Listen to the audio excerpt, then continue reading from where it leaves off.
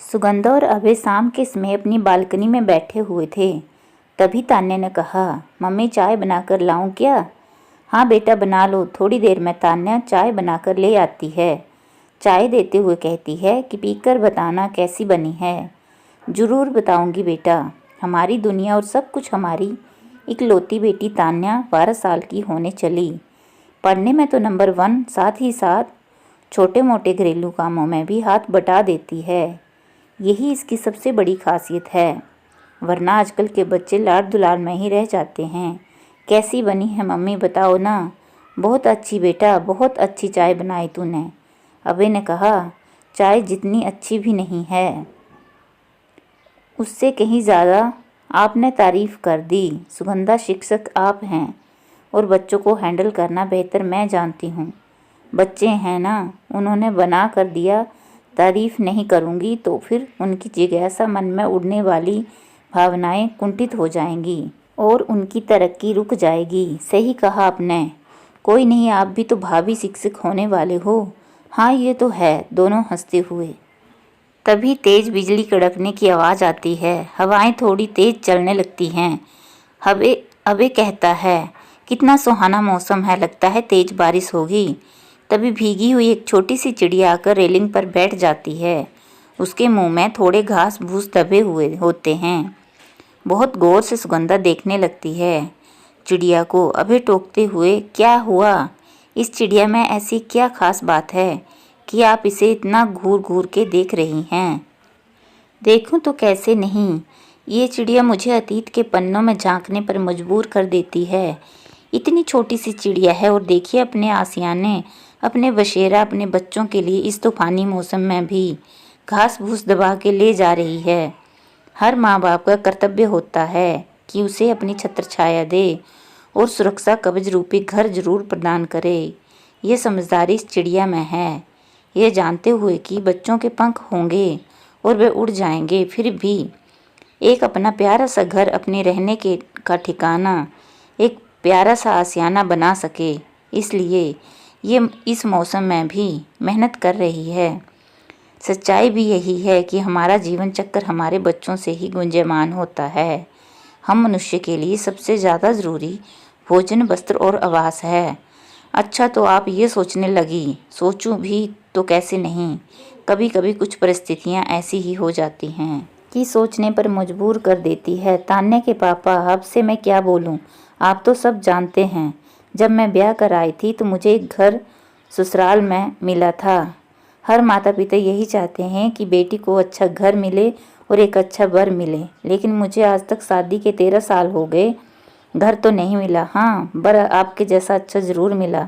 अरे वाह, मैं अच्छा भी हूँ, मुझे आज ही पता चला। अभय ने चुटकी ली। आप तो हमेशा कहते हैं कि मेरी माँ जी हमसे ज़्यादा, सबसे ज़्यादा प्यार करती है। मेरे आते ही ऐसा सुतेला बर्ताव क्यों? माता पिता ने आपके बारे में आज तक नहीं सोचा। आपके भाइयों को घर मिल गया, मुझे उससे कोई दिक्कत नहीं है, क्योंकि मैं पढ़ी लिखी हूँ। मैं मानती हूँ कि जो हमारी तकदीर में है वही हमें मिलेगा।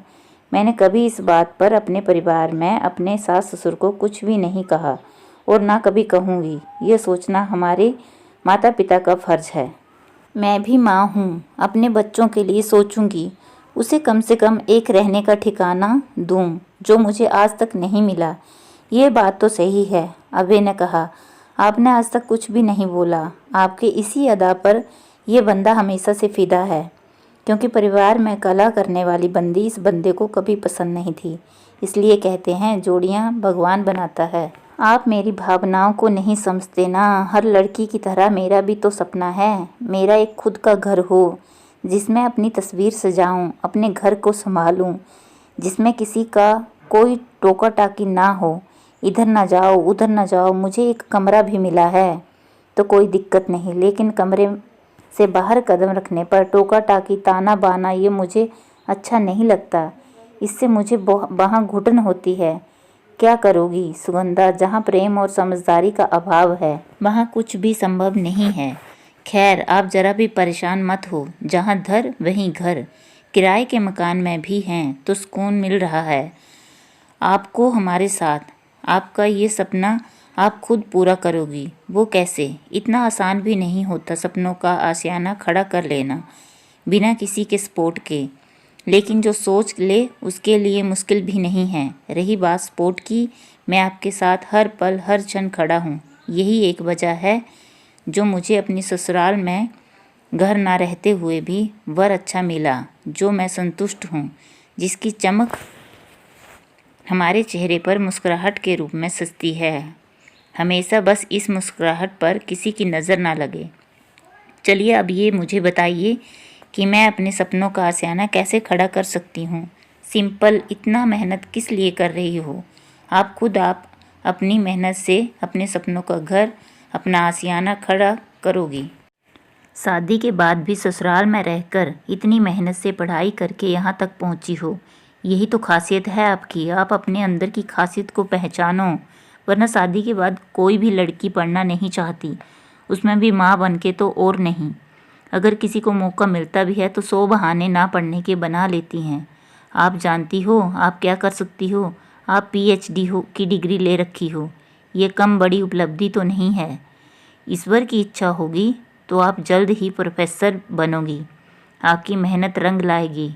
ईश्वर के घर देर है अंधेर नहीं, वो सब देखता है और आपकी ज़रूरत के हिसाब से वही देता है जो आपके लिए सही है। ईश्वर की मर्जी से साल भी नहीं लगे कि सुगंधा को प्रोफेसर की नौकरी लग गई। सुगंधा ज्वाइन करते हुए खुद पर गर्व महसूस कर रही थी और उसे आज लग रहा था कि संघर्ष कभी बेकार नहीं जाता।